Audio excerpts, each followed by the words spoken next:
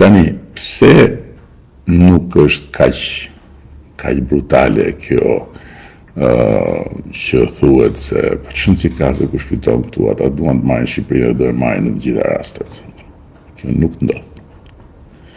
Kjo nuk ndodh sepse e para njerë kjo është çështje e kohës, është çështje e mos humbjes së asnjë minuti sepse kalendari i 2027 është shumë i ngjeshëm.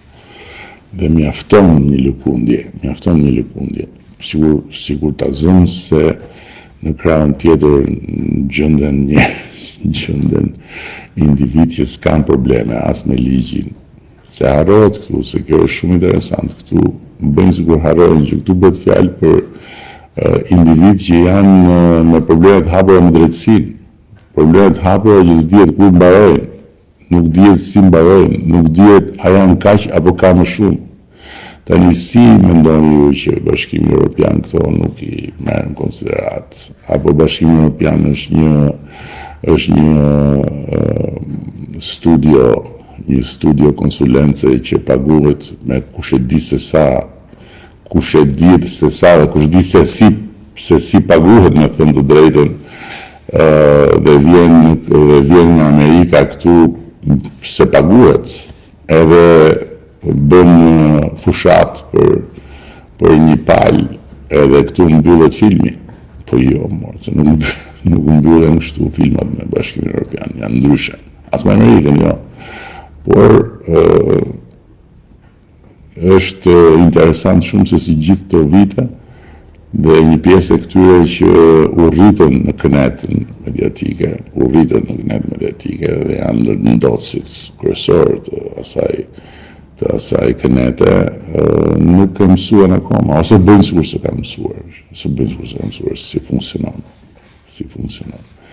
Europa, si funksionon Amerika. Në ndërkohë që, në ana tjetër, arsyeja pse unë them që duhet një shumicë, domethënëse, është po ashtu e thjeshtë.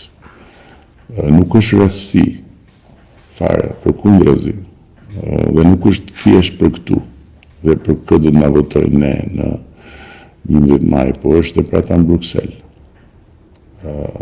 Kryefjala e fushatës sonë, imazhi i fushatës sonë, ndërthurja e ngjyrave dhe e flamujve si